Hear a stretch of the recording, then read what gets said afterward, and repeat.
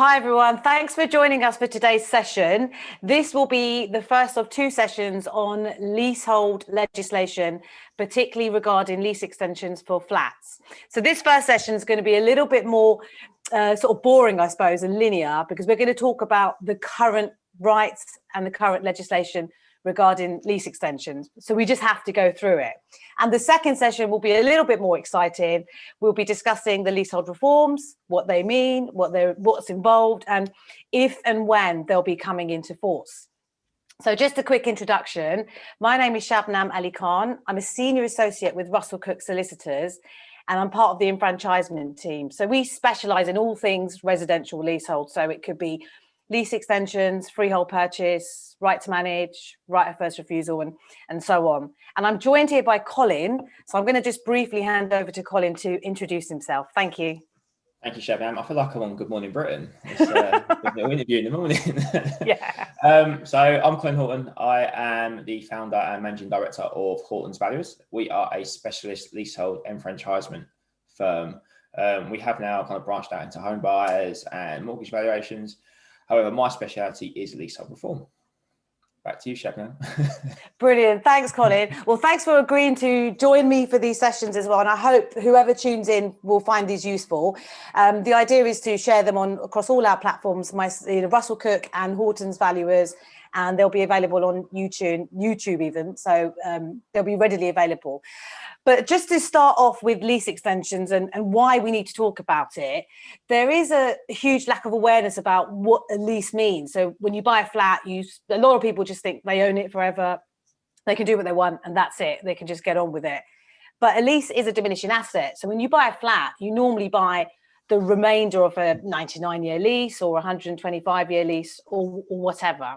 So when it runs down, you do need to think about extending it, because if you try to sell it, a buyer might not be interested. They might not be able to get a mortgage.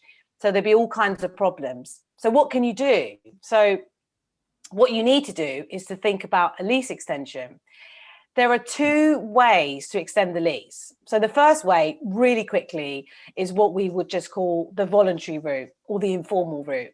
And that really is just you as a leaseholder approaching your landlord and saying, look, my lease is 50 years, 60 years, whatever. I want to extend it. What do you say? And, some landlords are pretty okay with it. They'll have a way of doing it. Some landlords might not be keen. They might not come back to you, and that's it. But one thing you have to bear in mind, if you do it informally, you still need to get a solicitor and you still need to get a valuer. And Colin will touch on the valuation principles a little bit later on. But you also need to bear in mind with the voluntary route is the landlord might try to change the lease. They might try to up the ground rent clauses. They might try to sneak in some variations. So you really do need to take advice on that. And what we normally suggest is if the informal route isn't working, or if it's been dragging on for ages and you're just not agreeing anything, just crack on with the legal route. And that's the one that I'm going to talk about a little bit more. So the legal route essentially is under the 1993 Leasehold Reform, Housing and Urban Development Act. So it's a bit of a mouthful, so we'll just call it the 93 Act. So what are your rights? So as a leaseholder, if you've owned a flat for at least 2 years, so you don't need to be resident, and that's important to know, especially if the flat's held in the name of a company, for example, and you've got a lease that was more than 21 years when it was first granted. There are other types of leases that qualify, but we'll just stick with that because that's the main one. So if you qualify under those two limbs, generally, you'll have a right to an extra 90 years on top of what you've got left. So if you've got 60 years left, you'll end up with 150. And it also reduces the ground rent to a peppercorn, which in reality is nothing, basically. So that's a pretty good deal. And that's the package. So that is what you're entitled to under the legislation. No more, no less. And generally speaking, the lease that you get will be the same. So you'll just get a piece of paper saying you've got another 90 years, the ground rent's disappeared, and there you go. And you register that with the land registry. There is some scope to vary other things. Just briefly, if you've changed the flat, so the configuration's changed, you might want to update the plan, or if there's a defect in the lease. A really obvious example, landlord's meant to insure the building, but the current lease doesn't allow him or her to recover that cost from the leaseholders. So you might want to change that and sort that out while you're at it. So that makes sense. You need a solicitor to help you with this route. Really need someone that's competent and experienced, and you need an experienced valuer to help you with the process. So in terms of the legal side of it, the first thing you do, I would suggest, and Colin will say more, is you probably need to get that valuation done pretty much at the beginning, because you need to get an idea of what it's going to cost. That's the sort of, $1 million question. But in terms of the legal route, the first thing you're going to do is to serve a notice, and it's under section 42 of the Act. And that notice, it's not prescribed, but it does have to have certain things in it, which is why, you should get a solicitor to help you. And in that notice, the key thing you're going to do is to say, this is my flat, I qualify, I want to extend the lease by the extra 90 years. And the important point, this is what I'm prepared to pay. So you actually do propose a premium to put into that notice. And Colin will, talk a bit more about that later. And what happens is you serve the notice on the landlord, and normally you'd, put it in the post, or you'd hand deliver it if you can. And what's been happening a little bit lately because of COVID is that solicitors have sometimes agreed to accept service by email, but that's not written in law anywhere. So you might still get a solicitor or someone insisting that you post documents. So just bear that in mind. And when you serve the notice, what you do is you give the landlord 2 months, normally you put in a bit more, but you give them at least 2 months to respond with a counter notice. So that's the landlord's notice back. And in practice, they're normally going to come back and say, yeah, great, you've got the right, we haven't got a problem with that, brilliant. But almost always they won't agree with the price. If that happens, you enter into a negotiation period. I won't say much more, but just to say that it's a 6-month negotiation period. Your solicitor will diarise the deadlines, because you need to keep that in your mind, not forget those deadlines, because you've got 6 months to negotiate. Seems like a long time, but it can go by quickly. And if the parties can't agree, so say you're drifting towards that 6-month window and you think, well, we can't agree on the price, or there's a few little points in the lease we haven't quite sorted out, you then make an application. You can make an application to a first tier tribunal. So this is like a tribunal, independent body that will be able to determine those issues. And the reason why I sort of said about diarising deadlines is if you're the leaseholder, in my view, you're the one that's going to be driving this process more. It's not really for the landlord solicitor to sort of chase your solicitor and make sure it's all happening. Although, bear in mind that what we're talking about today is aimed at landlords as well. So please do, listen and take heed of what we're talking about, because it's important for landlords as well. But the reason why I flag up the deadline for leaseholders is, say you are negotiating and you're drifting close to that 6-month period, and you forget to apply to the tribunal, you just don't apply for whatever reason, you actually become withdrawn from the process. So it's called a deemed withdrawal. And the reason why that's quite serious is because it means you can't continue. That process has died, basically. And it means you can't serve another notice for 12 months. So if you think about that, you've been through all that hassle, you've probably incurred, quite large legal fees, surveyor fees. And after all that, it's been withdrawn and you've got to wait another year. But in reality, things will happen. You'll complete the lease extension and everyone's happy. The only other thing I want to say before I hand over to Colin, I don't want to ramble too much about the legal side, but just two key points. One point to bear in mind is, for leaseholders, we get asked this a lot when we have new inquiries, is who pays? If you're the leaseholder, you will pay your own legal costs. That's obvious. You pay your own solicitor's fees, your own valuer fees, but you are also liable to pay some of the landlord's costs. And we, under the Act, they're just the reasonable cost. So that's the sort of the magic word. That's normally going to be the cost for the landlord serving the counter notice, landlord surveyor doing their bit, but not the surveyor's negotiation fees. And then that's what you pay. If you don't agree with those costs, because sometimes you might think the landlord's maybe asking for a bit too much, or they've tried to sort of shove other costs in there that they shouldn't be, you can dispute them, but you have to go to the tribunal. So you sometimes need to have a cost-benefit analysis of whether it's worth it. And the final point, I promise, is about if you're buying a flat. So if you're buying a flat and the flat on the market is, it's quite short. So say it's 85 years or something, which sounds like a long time, but it is actually quite short in the leasehold world. you don't want to necessarily buy the flat and then wait till you've owned it for 2 years because it's going to cost more. You can actually ask the seller to start the process. This is all done through the solicitors, but you can say to the seller, look, are you okay with serving the notice? And then when you complete the sale, so when you sell the flat to the buyer, you also assign the benefit of the notice. So the buyer comes in as the new buyer and just carries on that lease extension process, which is pretty good because it saves them waiting 2 years. There's a few more bits on that, which, we can talk about later if there's time, but I'm going to stop talking and stop boring you on the legal side. And I'm going to hand over to the juicy side probably, which is how much is this all going to cost? So over to you, Colin. Thanks. Thank you, Shabnam. So my job as a valuer comes in two main parts. So for us, there's the valuation aspect, which is what I think people perceive as all we do. And there's the negotiation part of things, which is the most important aspect to a lease extension. Now, I'll run through the valuation side of things first and foremost. Now, if you were to Google lease extension valuation, there's an enormous variety of different options. There's online calculators, and there's also millions of firms that do lease extension valuations. A little bit of advice around the calculators first and foremost, because I think that's generally people's first port of call. Some calculators are very accurate and some are not so accurate.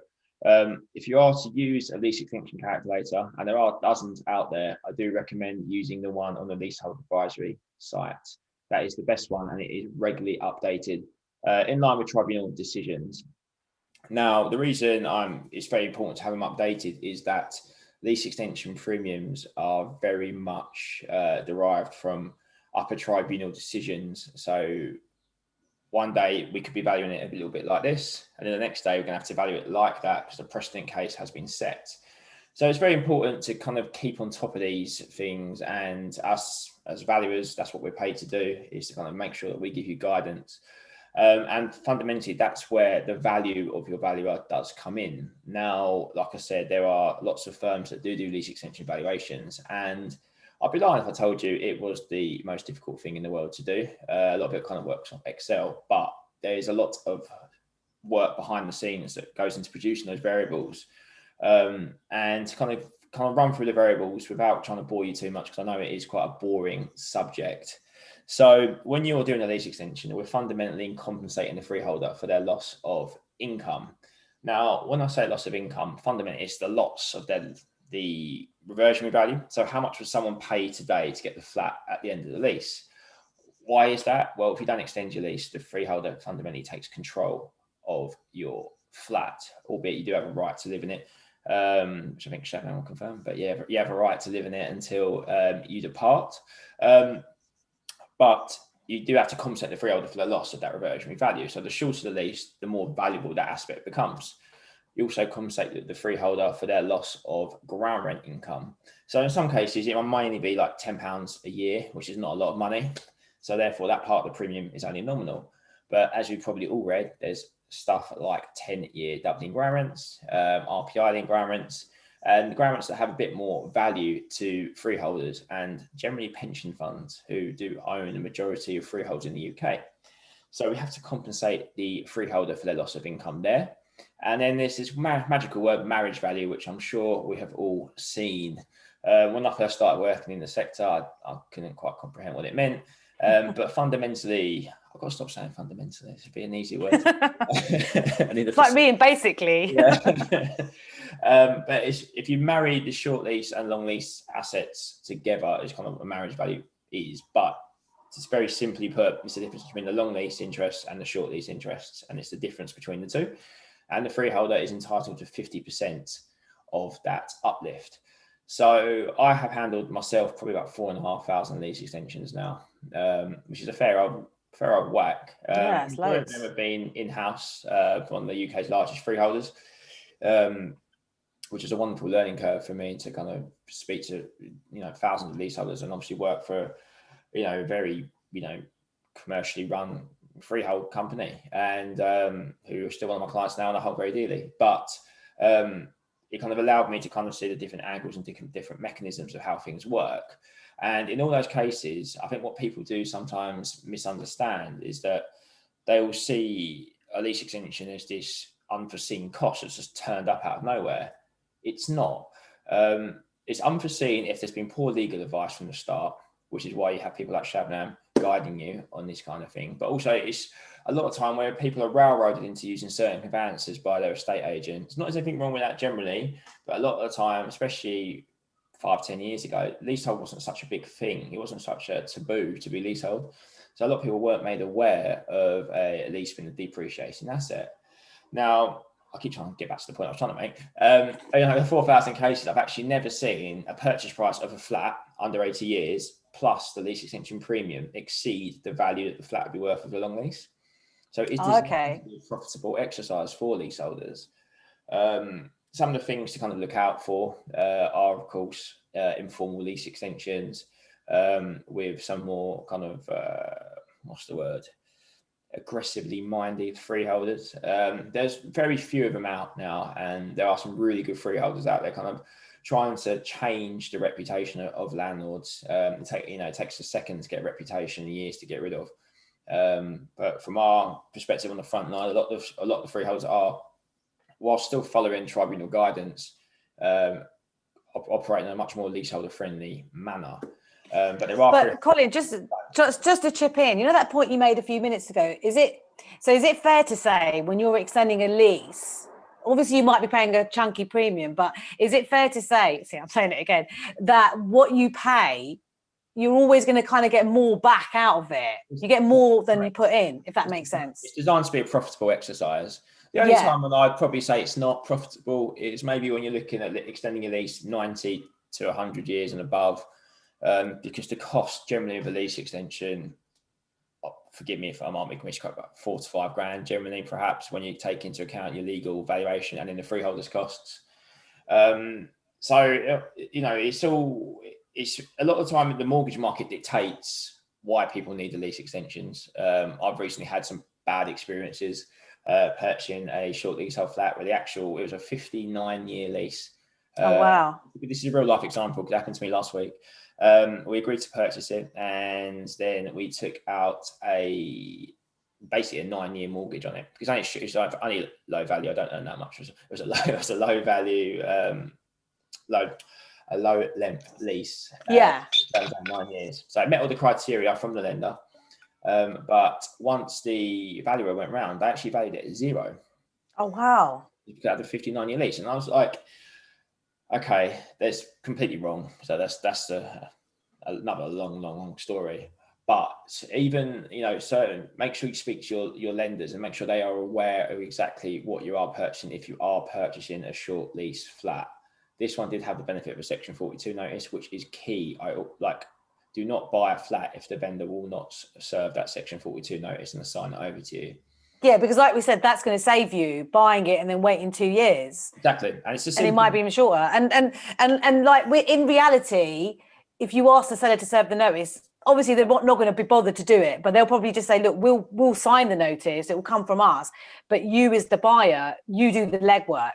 Yeah, it's nothing. Which is fine. It's fine. It's nothing for the vendor. It's literally pretty much a signature a lot of time. the time. Exactly. So it's just coming from them. Yeah. And there's no risk, is there? It's the main word that I can say from a valuation point of view is education. Our job is to manage your expectations, and sometimes what is hard from us, so I'll be quite candid, is that we will do an initial valuation report for you, which is nice and clear and concise, gives you kind of your lowest, your realistic, and your highest premiums. But tribunal decisions can influence how those premiums, change over the course of the time. Because some lease extensions can take anything from 9 to 12 months. So there's a lot of, the market's dictated a lot by different forces throughout our negotiation. But always make sure you've got enough money that covers the highest premium when you do the lease extension. Don't start a process without making sure that you've spoken to your valuer. You kind of let them know your budget. Your valuer should be there, should be able to advise you that perhaps your money is not going to be enough. And it's not simply a case of, I've only got 20 grand. They're going to have to accept it. The freeholder has no obligation to accept your premium. That's a really good point that you said about making sure you've got the money, because I've had cases, thankfully, touch wood, not many, where the premium that's been agreed is really, really high. and then suddenly the leaseholder is saying, well, actually, I haven't got all that money. I need to get a remortgage or a loan, or you're like, oh my gosh, or like a bridging loan. But it just adds another layer of potential problem. And you've got to make sure you do it within the time limits prescribed by the Act. So you've got to be careful. Yeah. Yeah, so you're absolutely right. Yeah. There's so many pitfalls that I think, unfortunately, people can fall down if you don't take the correct advice. And there are a lot of practitioners now that are doing lease extensions. Lease extensions is, or leasehold reform is a very niche element of valuation. It encompasses general stuff like comparable, valuation, which is pretty much what all valuers do. But it's a lot of net present values. You've got to be a bit of a maths geek, unfortunately, which sadly I am. But, make sure when you do kind of I always recommend getting a few quotes when you do speak to valuers, and kind of you've got to get a feel for the person that kind of suits you. Unfortunately, I'm common as muck, and I'm not everyone's cup of tea. But you've got to go with the person that you feel comfortable with, because not only they need to be good at what they do, always make sure they've got the RICS designation, because otherwise you do not want to be using them. Always check their PAN VAT. That's always a good indication of kind of the size of the company that you're going to be using. And just make sure, because you're going to be chasing us daily. In some cases, the people that do chase you daily, and make you comfortable being able to chase that valuer and that solicitor. And you do get what you pay for a lot of the time. We're not the most expensive, but there are some firms that are really expensive and they are really good. And there are some that are really cheap and they are really poor. So do make sure you kind of just speak to people and don't just make a knee-jerk reaction just on your quote, because that quote, by taking the cheapest quote, could cost you thousands and thousands and thousands of pounds down the line. But it's very hard to articulate that sometimes when you do kind of speak to leaseholders, because I think it's just a sales pitch. It's not. You just got to make sure you do get the right expert advice, because down the line it could cost you a lot of money. And I guess it's the same for you, Shabnam, as well, isn't it? Yeah, definitely. And I think you're right in terms of know who the person is that's dealing with your matter, like the surveyor or the leaseholder, because I think there is something to be said for the vibe you get from them as well. So you want someone that knows what they're talking about. And like you said, this is such a niche area. Yeah. And one thing I used to find when I used to work for the Leasehold Advisory Service for a long time before I came to private practice, and a lot of our clients would ring us up with lease extension issues, and they didn't know that I bought this flat about 5 years ago, my lease is like 78 years, and you're like, why did your solicitor not advise you? To be fair, they probably might have done actually, but the leasehold was probably too busy thinking about where the new sofa's going to go than paying attention to the fine print. So there is a bit of both, but I do think if you go for a conveyancing outfit and you make them, get them to deal with all the lease extension side of it, they might not have that experience or that expertise, and it might be a bit more sort of they're just kind of getting through lots and lots of matters. So you do kind of get what you pay for to a certain extent, and you need someone that can explain it to you in a way, like the way you speak, Colin. It makes sense. They can understand what you're saying, and I think a lot of clients would appreciate that. I'm glad you can understand, because sometimes I speak really fast. I don't know if people can understand what I'm saying. But yeah, it is it's one of those things. You'll see a lot of time referrals are also very good. Referrals from people that have gone through the process. Be careful of forums and stuff like that, because there can be ill-advised advice or maybe preconceived opinions of certain freeholders where you haven't actually spoken to them yet. So do be wary of that. Leasehold Advisory Service, with Shabnam, is a great platform. There's lots of ways you can get really good advice that is kind of impartial. And I think impartial is so important when it does come to lease extensions. And make sure your guidance, when you are getting your lease extension valuation reports come through, do give your valuer a call, because there's a lot of numbers generally flying about. And as we're guided by RICS, sometimes reports have to be quite substantial.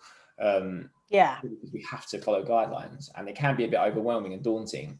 So do give your valuer a call, and they should be able to kind of guide you through it. I'm trying to think of any other things you should be aware of. But we were thinking, you were saying about marriage value. So essentially you've got the different factors that make up what it's going to cost.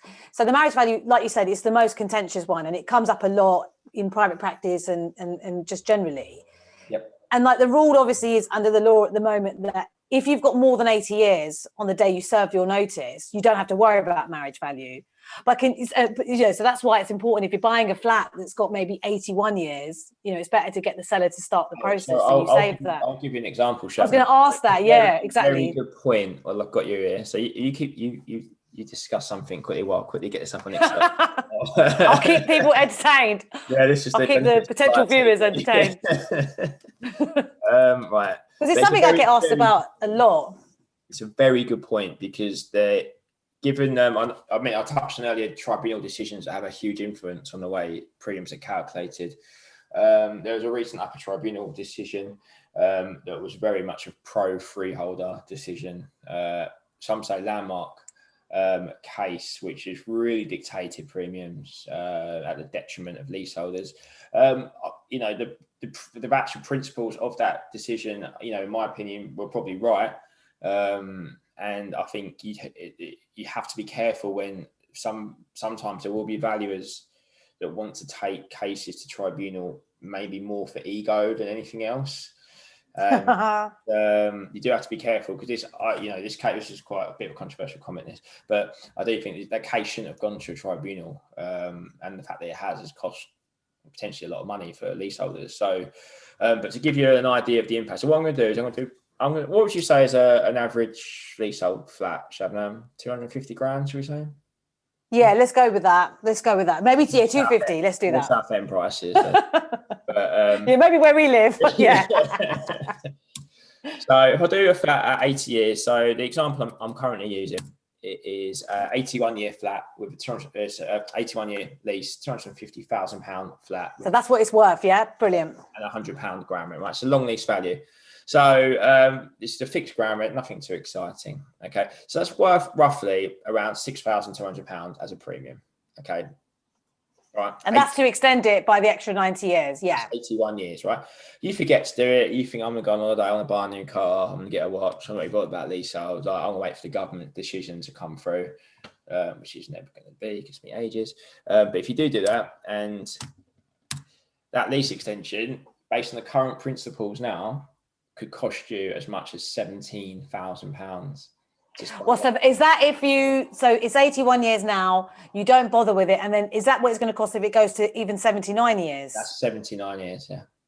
So you're talking like over 10 grand difference just by leaving it a couple of years. Over doubles overnight. So please do, it's mainly, it sounds like a separate, it's not meant to be at all. Just please make sure you do look after your lease lengths.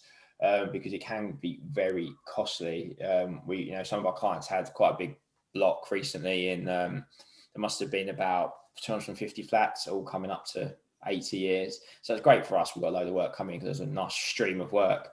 But there must have been about 100 flats that didn't do it, and you just sit there thinking, "Oh God, that's going to jump right up for them." So that's the thing, yeah. Because I mean, you get people, but unfortunately.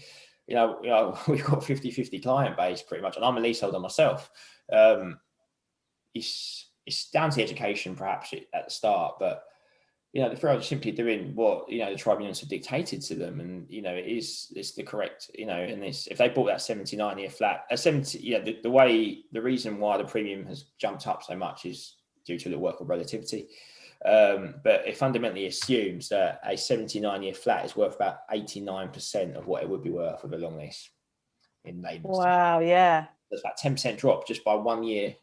But our kind of reaction to the markets that we have seen, probably valuers and kind of estate agents get a bit jittery on values and start to kind of drop the value. When it gets to about 85 years, they're starting to think, we're going to start to drop the value due to the lease length. So it's always worth getting it done. It's not something worth leaving, and generally a remortgage will be able to cover it, or a refinance. I know everyone. Yeah, exactly. So I think like you said, you've got things to think about in terms of what dictates how much it's going to cost. So you've got so you said the ground rent. Yep. So if you've got, so can you just give us an example? Because obviously some ground rents are just standard, like £10 a year or £100 a year, whatever. But sometimes they'll go up. So like, you've got 99-year leases. It might say the first 33 years is 50, second 33 years, 100, and so on. So can you give us just a little bit about what could be the difference if you've got the rising, but the other one also is if you've got a lease that's got rent review. So I don't know if you can, and it's difficult to say, but say you've got rent review clause and it goes up market value, capital value. So we've seen quite a few capital value ones recently, and a little fact for so doubling ground rents, 10-year doubling ground rents is a real taboo, and they look, when you put it down on paper, it's it's a hyper aggressive ground rent. But the reason they did actually come in is statistically, since the 50s, property prices have actually doubled, even exceeded doubling over every 10 years. So the actual ground rent was designed to fall in line with property prices. But as you start to get the prices where we are now, the doubles look so aggressive. In terms of RPI and capital value ones, it's actually not a bad thing to have from a calculation point of view, because tribunals don't intend to like predicted increments. So when you do a lease extension calculator, you kind of put the increments ground rent. So say it's 33 years, you've got 100, then you've got 200, then 300 different lines, net present values. When you've got a predicted kind of like a house price index or a RPI, you kind of have one fixed line, so to speak, and then you have to discount that by a low. So I'm getting way into the maths, which is going to really bore. It's hard not to, though, I suppose. It's very hard not to. But long and short of it is, we don't see too many RPI or capital value ground rents at the moment, because they're still a relatively new thing. I say new, like probably 2010 onwards. So a lot of the leases haven't necessarily had to be extended yet, but we do see them in enfranchisements.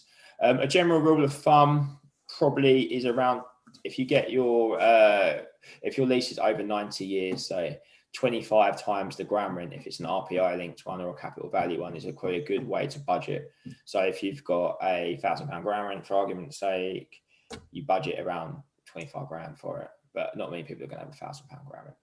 But if it's £1,000, exactly. RPI, but it's £100, it'd be £2,500.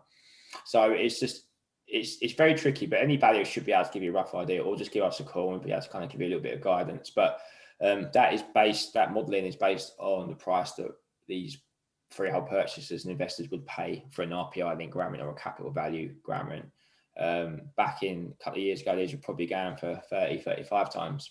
So they've definitely taken a hit now. So it's not a bad time to try and if you want to get rid of these ground rents. I actually do not think they're overtly aggressive personally. I know certain people don't like them because of the uncertainty that an RPI ground rent has. But for an RPI ground rent to exceed doubling, it needs to be over or inflation would have to be over 7.1% consistently for 10 years. Oh, okay, yeah, so quite high then, yeah. I don't think we'd be too bothered about ground rents. I think there'd be a lot of other things to worry about. So it's all about applying a bit of logic. There's a lot of lenders are very cautious about lending on anything above 0.1%. There's a flat value, so 100 grand flat, anything above 100 quid. They're very reluctant to lend on. So do check that when you do buy, because you don't want to get all the way down the line. And then your lender say, actually, no, I don't want to lend on that because the ground rent's too aggressive and it's classed as onerous. So do be careful with that. I mean, you must get quite a few come across your desk, Shabnam, do you? Onerous ground rents or? We do get, I mean, like, because with my background, I was, with lease as well, we were very much sort of at the forefront of, this hot topic of onerous ground rents, doubling ground rents. And some of them were so ridiculous that they ended up with leaseholders that would have, like, it be in the thousands, basically. And the argument was like, well, it is what it is. That's what your lease says. You can't really say it's unfair. That's what you signed up for. And that's it. And like you said, because at the time with doubling ground rents, there was an argument that it would kind of be in line with the property price increases. But unfortunately, that hasn't happened. But yeah, we do get that. And I think what we do say as a way of resolving it is just bite the bullet and go for the 90-year lease extension. Yeah, it's going to cost you, but if it's affecting you selling the property, then that's something you've got to do. But I've also had some landlords who have been prepared to enter into deeds of variation, so where they haven't changed the term of the lease because no one was really bothered about it, but they've just changed the ground rent clause, but they charged a premium for it. I think that's a very good point. Yeah. I think a lot of freeholders are being very cooperative with leaseholders on the doubling ground rents. I'm pretty much unaware of any that are taking an overtly commercial stance on the doubling ground rents because it's not worth it. And a lot of them are working. So do speak to your freeholder and ask kind of what redress schemes they do have when it comes to doubling ground rents. Don't believe everything you do read on Facebook and whatnot. Yeah. A lot of them are kind of working with them. Obviously, they still need to be. So a little bit why they do charge a premium, it's not because they're entirely greedy. It's because a lot of time the money's been refinanced. So it's been refinanced perhaps with a pension pot or something like that. And what's happened is they've been given X amount of money for that income over 60, 70 years. So if they take away that income, they need to replenish it. So that's why they charge a premium for it. A lot of them probably would give it away if they could, but unfortunately, the way money works is not always that simple. So it's not them being overtly aggressive. I mean, there are some, but a lot of the ones that, especially the ones that I work for, if they're listening, are, they do take a fair stance and stuff. So don't be afraid to speak to them directly. And if you put Dublin Garrett in any subject heading, it's going to get flagged up by any of the main managers there, and I'm pretty sure you'll get a good service from all of them. Yeah, that's true. Thanks for that, Colin. And just like we were saying at the very beginning, that you've got this right under the 93 Act if you qualify to go for the 90-year option. But sometimes it's worth approaching your landlord informally. But to see if they've got an informal approach that they offer you, because like you said, some of the big landlords will have a package anyway, and I've seen some of them will offer you the RPI linked ground rent, but they'll be reasonable with the premium and everything like that. But what I would suggest is if you're a leaseholder and you've written to your landlord and they're just not coming back to you, or it's sort of dragging on, then maybe it's time to just get on with the 93 Act approach. And if you're getting close to the 80 as well, don't waste time. So I always say set a long stop date to say, well, you haven't heard back by the end of February. Yeah, exactly. I think a lot of them, like, we always recommend the formal process just because it does protect our clients. I think you'd agree on that. It does protect them and it sets the timeframes. Absolutely. It's just the freeholders to negotiate sometimes with the informal process, especially on just standard lease extensions. A good example is me going to Shabnam, can I buy your car off you? And you're going to be like, well, no, I don't want you to buy my car. And you're going to say, well, you can buy it, but I want an inflated amount. So, because you're basically asking for something that they have no need to sell. If you serve that Section 42 notice on them, they're obliged, it's a form of compulsory purchase. So you're forcing them to sell. So they're going to have to give you a price. So the law is there. So make sure you do use it, but do protect yourself. But in my opinion, don't be scared to try and find out informally where the freeholder where their stance is, because that may well dictate the way you approach your professionals.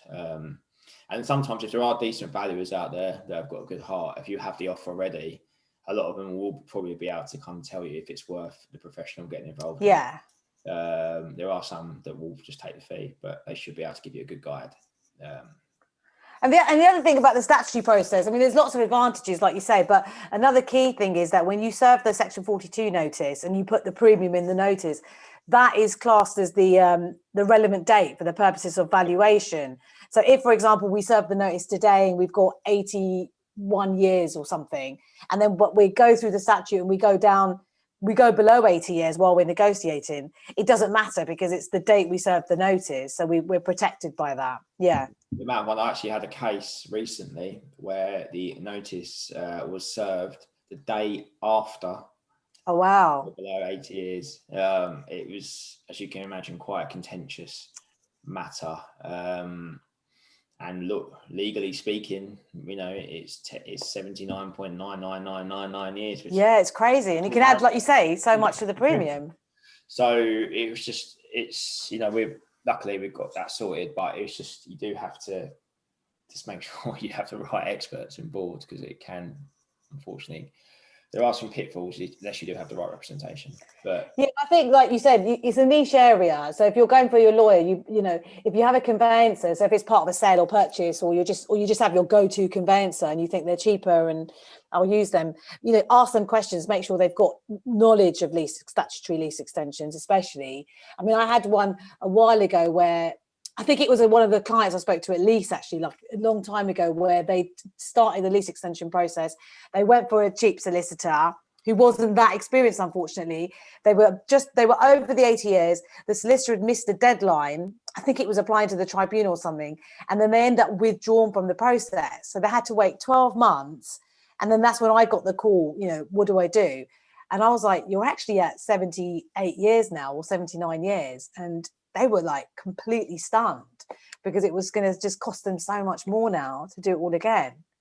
Yeah, it's mad. I do think it should be a legal requirement of people like Rightmove and Zoopla to clearly state the lease, for them to download the leasehold titles and for it to be clear on there, because think the amount of people that go in without knowing what they're buying, and it is unfortunately it can be really expensive. So that's when I get my bloody self-righteous hat on and start to change the world. But we'll save that for the other podcast thingy.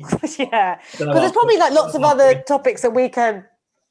There's probably lots of other topics we can talk about, but I think we'll sort of wrap it up a little bit now on this one. But what Colin and I are in discussions about, I don't know when this is going to be released, so to speak, but we will be recording another webinar, podcast, whatever you want to call it, on the leasehold reform. So that will be quite exciting. I know a lot of you probably have questions about that. So watch this space. That will be out soon, hopefully. And if you need any questions, any legal advice, feel free to contact me at Russell-Cooke Solicitors, and the website is www.russell-cooke.co.uk. And Colin, your details? Yep. So feel free to email me, Colin at hortonsvaluers.co.uk. So it's Hortons Valuers with an S.co.uk. Or our website is hortonsvaluers.co.uk. Or check me out on LinkedIn for more candid and poorly presented videos. No, they're really good. They're really good. There's like a fresh voice in Leasehold. It's like such an archaic system, so we need to sort of liven it up a little bit. But I think the leasehold reforms are already getting it a bit more exciting. But that will be next time. So thanks very much for listening, everybody. And I hope you found it useful. And we look forward to hearing from you.